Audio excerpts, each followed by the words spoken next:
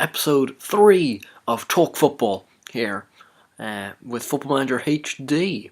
Hope you guys are doing well. This is going to be the Sunday episode, and what is actually going to happen today is episode 3 is going to be split up into part 1 and part 2. Two different videos because it's going to take a bit of time, and also I don't want to make the kind of video sizes too big for the files to take too long to kind of process and upload. Anyway, because we're centering around one question today, only one question for the two-part series, and it was sent in by David Malloy, who asked a few signings that each Premier League team needs in January. And what I've done actually for this one is I've taken it more into my own hands, a little bit more interesting for you guys, I hope, rather than just staring at a blank screen. I'm actually going to be doing something today in terms of FM, which is I've added either one or two transfers to each team through the editor, not the in-game editor. I'm more of an old school guy, so I've done it on the actual real deal editor. You can, of course, though, buy the in-game editor for I think £4 on the Steam Workshop if you feel like that. As I said, I'm more of a bit old school, so I did it all through that. And what we're gonna do is in part 1 I'm gonna talk you through the two signings, or possibly even it's only one for some teams, for each club. And in the second episode, I'll have simulated it a season, and we're going to see how they did and how the clubs responded to the new players. Before you start thinking, oh well, maybe though teams like Chelsea will continue to buy, I've actually set, to make it fair, I've set a transfer embargo for each club for a whole year in the game, so that no team will actually buy more players. They'll have to stick with the squad they have. Now, that doesn't mean, though, that they won't sell players, but actually I've been looking through, and it's the 16th of August 2014 here, so it's the start of the new season, and so far in the pre-season, nobody big has gone from any team. I think the biggest departure was Marnik Vermael from Man U for around 200k. But there were a few guys who went from the top teams, but nothing that was actually going to affect the impact and outcome of the league. I think the most well known, was Gnabry, left on loan from Arsenal, but that was their decision. Anyway, so as I said, this episode will be looking through each team. Now, you gotta, when I was looking through it, I took into account, if people,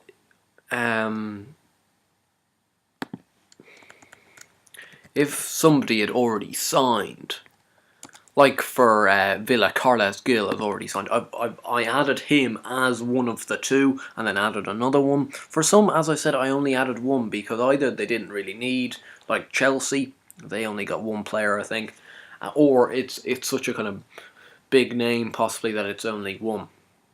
Anyway, we'll start off at the top of the alphabet with Arsenal, and even though they are probably lacking a striker as well, I do still think that a lot of Arsenal's woes still come from their defence, and therefore I added two defensively minded players into their squad. The first one being Winston Reid. There's a lot of links for Reid going to Arsenal in real life, so a lot of these are actually close to real life moves. A few of them won't end up coming through, I wouldn't have said, but this one's a possibility because I don't think West Ham are going to keep hold of him. Big Sam doesn't seem to really fancy him at all. Anyway, he's a good centre-back. Would he be what Arsenal needs? I'm not so sure. He's quite good in-game though, so I'll have to see what he does in this first season. But the one that I added now, I don't think there's any chance of Arsenal getting this guy in real life, but what Arsenal need is Sami Khedira. That slightly holding midfielder role. But, he's got, that doesn't mean he's not a good ball player. He's got good technique, he's got good technical ability, but his mental attributes in-game and, in real life is just superb. I wasn't actually a big Khedira fan until the World Cup for Germany. He actually went very under the radar in the World Cup, but he played it so well in that World Cup, just bossing the midfield, and that's what Arsenal are missing. They're missing that little bit of grit, a little bit of steel in midfield. Really a much better version of what Flamini is doing right now, to go alongside the slightly more flashy midfielders in Ramsey and Wilshere and Cazorla, people like that. So that was Arsenal. For Villa, as I said, I did add in Carlos Gil, who doesn't look the best in game. He actually made his debut yesterday against Liverpool. He came off the bench and looked quite lively actually. Now, of course, the result was still same old, unfortunately, for Villa. But it was impressive to see Gil actually really put in a bit of effort. He looked to be lively enough, and hopefully he can do quite well for them. The other one I've brought in for them is Scott Sinclair on loan. There's a lot of interest, I think, from Villa to sign this guy in January, but there's a kind of stumbling block over wages and transfer fees, I think. So what I've done is actually I've just added him in on loan for the season to Villa. I think that's reasonably realistic as well. I when I was editing it all, I got rid of all injuries to start off the game, so nobody had kind of lasting injuries going into it. So everyone just started on a clean slate. But as you can see from Villa, they've already picked up, I think, 5 injuries in pre-season. That's pretty hard luck. Well, hopefully that won't be the story of their season. Moving on to Burnley. Burnley were one of the real tough ones, I thought, to work out. Who to give them, because they really aren't linked to anybody, because they're doing really quite well for what they are at the moment, doing such an impressive job under Dyche. But what I did do was, because I'm a fan of Burnley, I'm a fan of Dyche, I gave them a slightly how to put it, over the top signing. And this really won't happen in real life, especially in January. But the signing of Troy Deeney from Watford. Now, Dyche tried to pursue him in the summer, I believe, but the transfer fee was just way too much for Burnley to afford. And I think it will be a similar story in January. Like, I think they'd love to bring him in, but I don't think the transfer fee is really there. The cost isn't really there at the club for him to sign. But I've been a little generous to Burnley, and I've given it to them. Bit of a dream signing, but they didn't get anybody else. They didn't get him, so they only got one signing, but it was a pretty big one from their point of view. Next up is Chelsea. Now, they only got one signing as well, because they're not really in the hunt for anybody, because they don't really need anybody. But one that Mourinho has always had his eyes on since moving away from Real Madrid is being back with Rafael Varane. So he has gone to Chelsea. He's a stunning centre-back on game and in real life. He's a real leader of men, even though he's only 21 years old. And I think he could become the greatest centre-back of all time. No, not of all time, but greatest centre-back of his generation in a few years' time. Because he's an excellent player. Mourinho does have his eyes on him. Now, I doubt, as I said, a move will be made in January because they don't really need him. But I've given it to them because otherwise I was really struggling to give them anybody else. Next we move on to Crystal Palace, and actually Yaya Sanogo. He is not a permanent sign, but he has officially moved to Palace on loan. So good for him. I've actually slightly messed it up here. I've got him contract to Crystal Palace, so he's made apparently a permanent move according to this game to Palace. That is incorrect. He has only moved on loan, but nonetheless, doesn't really make much difference from my point of view. And the other person I gave Crystal Palace was Neil Taylor, and last thing I've seen based on the Neil Taylor kind of saga, I suppose, was Palace have had a 3 million bid rejected. I can see why, because I think he's a good player, Taylor, but they still might be able to just clinch a deal for him at some stage in January. We move on to Everton, and Everton was another team where I was quite how to put it, I was quite generous in who I gave to Everton. They're chasing Christian Rodriguez, the Atletico Madrid left winger, so I decided to give him to them. I think that's what they need. They're really missing, even though he was a bit selfish. Like last year, they had Delafeu, and I think they're really missing him this year. He just gave them a little bit of a spark, a little bit more creativity up front, and they're missing that this year. So I've given them Rodriguez, although he has already torn his knee ligaments and was out for 2 to 3 months. It's now only 46 weeks, so he will be missing the first chunk of games. But I think he could be a very good signing for them. But then a real, I suppose, big one was I've given them Adnan Januzaj on loan. Now I think in terms of Januzaj, I think will go on loan somewhere in January. I'd be surprised if he stayed at Man U, because he does need games, and at Man U he's not getting them because he doesn't really suit the system at the moment with the wing backs. But I don't think he'll go to Everton, even though Everton I think are interested. I think he'll go to one of the bigger teams abroad, possibly one of the Milan, something like that.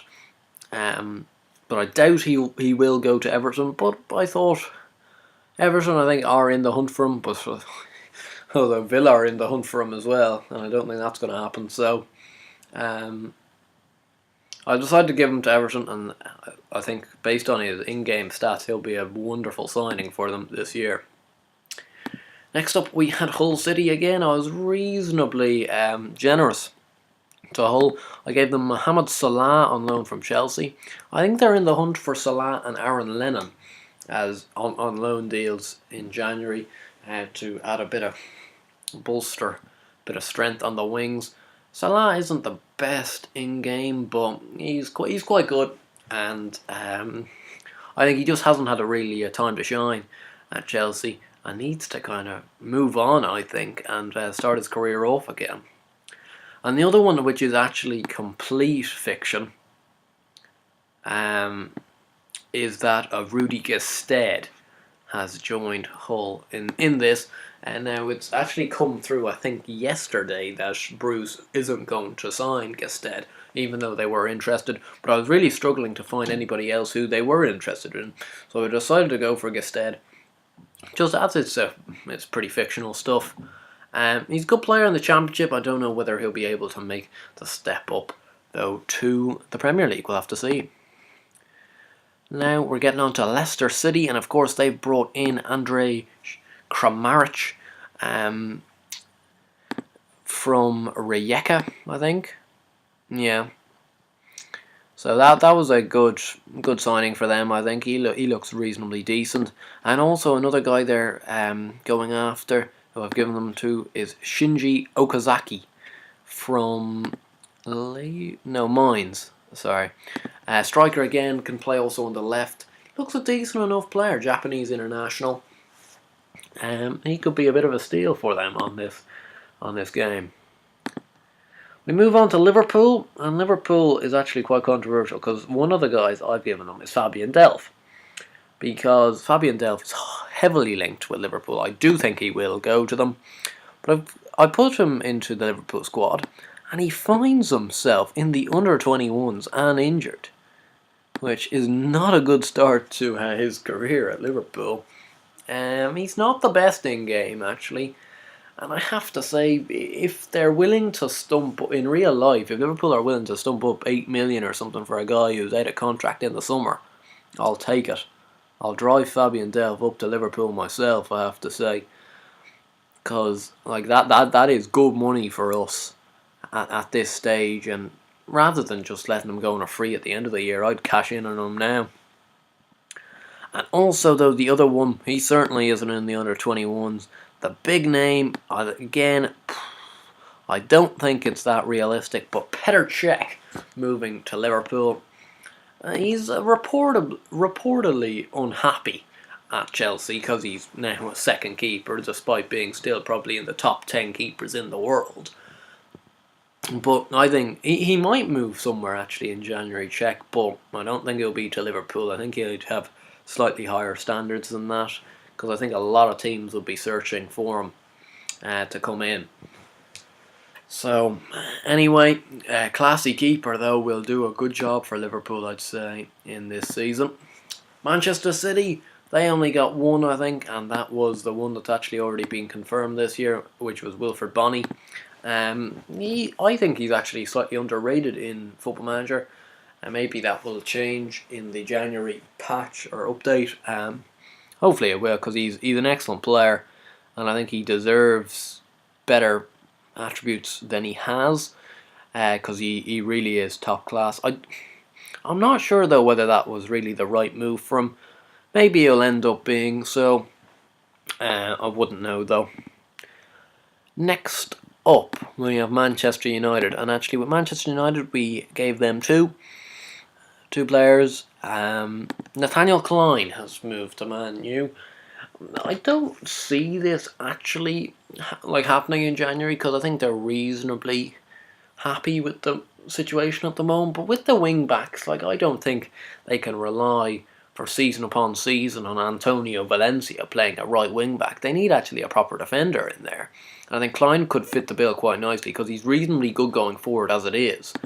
But he's naturally a right back, but he could definitely play in right wing back. And I think he'd be an excellent signing for Man U. And I think he's better than Raphael. Raphael's way too adventurous. And the other one was Mats Hummels. I think they're on a lookout for a centre defender or a defensive midfielder. I think some Man U fans would say they'd like Schneiderlin, or kind of the Dreamers would like Arturo Vidal. I think Mats Hummels, though, is a decent enough buy if they could get him. He's an excellent player, especially in Football Manager, and I think he'll add a lot of stability to Manchester United's defence. Newcastle was actually again a tough one, because they haven't really been involved in much in terms of the January transfer window, because of all the stuff with Carver. Will he stay, will he go, who's going to take charge? So I really was at a bit of a loss on who to bring in for them, so I've given them two, I think, possibly slightly unrealistic deals, but nonetheless, we've given them Kurt Zouma on loan, another news guy who's got injured, 4 to 5 weeks for him. He's a really solid central defender, can play at right back. He's not playing at Chelsea, he's only playing in the cup competitions. I think he finally made his first league start a week ago or something. But I think he could do with a season long to a team like Newcastle, whose central defenders I think have a lot to be desired. People like Mike Williamson, I don't think are really up to it, and neither is somebody like Paul Dummett playing at left back. He's just not good enough, I don't think. Maybe I'm wrong, maybe I'm not looking at it closely enough, but I don't think so. And the other one, I've given them again slightly, I think, unrealistic, but Stefan Jovetic on loan. With Bony going into Manchester City, I think Jovetic, that will mean he's pushed down the pecking order even more into, I think, probably the 4th striker role there, and I can't see him being too happy at being the 4th striker, so therefore I've given him a loan to Newcastle in this game. Next up we have QPR, and of course they've already brought in real life Mauro Zarate, who actually for them in Football Manager is going to be absolute fantastic, because he's a fantastic player on FM this year. Slightly overrated, I think, considering he's had actually a very disappointing year at West Ham. But good sign in that. And then Paul Jose Mpoku, whom they're also in for. He's a Standard Liège player in real life. A bit underwhelming, I suppose, in the game. So not maybe the best signing. Maybe I don't think he'll be making the biggest of impacts. And Southampton now, of course, they're now missing Nathaniel Klein because I've given him away. So they got, of course, Elia, because he has joined in real life from Bremen on loan for the rest of the season. He scored a brace in his second start against Newcastle yesterday. He looks actually not too bad in the game. And the other guy I've given them is another guy they're trailing, is Bruno Martins Indy. I could actually see this going through because of Koeman liking his Dutch players, his Dutch contingent, and I wouldn't be too surprised if he brought in somebody like Martins Indy. I think he's got a close eye on him. In game, he's not actually that great. He was much better on last year's game, I think, and we'll have to see what he does. Not really sure. Stoke was another tough one. So I've only actually given them one, which was the one I think they've already signed in real life, which is Philip Walshed from Mainz. He looks a very solid centre half. I don't think he's played a game yet for them though, but I think he could be a very solid centre half. I really didn't know who else to give them though, so therefore they just got that. Sunderland only got Jermaine Defoe because they spent so much on Defoe in real life, even though it won't come up on this, but they spent 14 million on Defoe. That is way too much. But nonetheless, he looks reasonably good still. He might do a bit of a job. Swansea. They've already brought in, I think, 2 players actually in real life. So my work was done in terms of this one. They brought in Nelson Oliveira from Benfica, who in game looks reasonably good. Not a bad little striker. And the other one actually won't make any difference whatsoever, because they brought in Matt Grimes, I think, for 1.5 million from Exeter. But he's pretty piss poor. He's obviously not gotten any update since moving to Swansea. So yeah, he won't, I don't think, make any difference. Oliveira might though. He looks reasonably nifty. In comparison to Spurs, who have actually brought in 2 fairly high-profile players, I would have thought. I've been quite kind to Spurs. I've given them Saido Berahino. Apparently they're sniffing around Berahino for around the 20 million mark in real life. Again, he's a slightly underrated on game this year, because this year has been really his breakout year. Same with Harry Kane. So they haven't really gotten their necessary attributes boosted up. But still looks reasonably good, very pacey player. And the other one I gave them was Hector Moreno, giving them a little bit more strength in centre-back, because I do think I'll actually be covering it in, I think, Talk Football number 4, because there's a few more questions on Spurs. And I think I'll be talking a bit about their centre-backs. I won't give too much away, but I do think there are a few guys who really flatter to deceive in the Spurs squad. So then going down last 2, we've got West Bromwich Albion, which was again tough enough to see who they were going to bring in. So I've actually given them Peter Crouch, apparently Tony Pulis, and this is all speculation though. I just want to put that clear, but Tony Pulis is interested in reuniting himself with Peter Crouch. I don't think it would happen in real life, because I think Stoke still need him so much. But anyway, for this experiment, I've put him to West Brom. And the same, another one which I think is unrealistic, but they're sniffing around at Darren Fletcher. To hopefully get him for the rest of the season. I doubt that will happen, but he's a good player nonetheless. And lastly, we have got West Ham, who've only brought in 1 guy in real life, and that's who I'm going to give them. Donnell Henry, who doesn't look actually very good. I think he's a little better in real life, but it's a bit of a punt from Allardyce. I can't say I know him, but I didn't really know, because they're not really linked to anybody else, because I think financially they're pretty stripped, because they brought in a lot of guys in the summer. The only one I think they're looking at is probably getting Alex Song on a permanent deal rather than just a loan. Anyway, this is that has concluded the first part of Talk Football episode 3. The second part I'll record pretty much after I finish this one, but it will probably come up a bit later, if not a day later than this episode. So look out for it though, because it will be kind of the simulation and see what Football Manager thinks about these new signings taking place, and we'll see will that have any real effect, lasting effect on the league. Anyway, as always, I hope you guys enjoyed this video, especially for this Talk Football series. Keep on leaving suggestions in the comments for me to do, possibly even ones like this, which is a little more fun, a little more interactive for you guys, rather than staring at a blank screen listening to me talk. And as always, if you haven't, press that subscriber button. I'll see you guys later. Bye.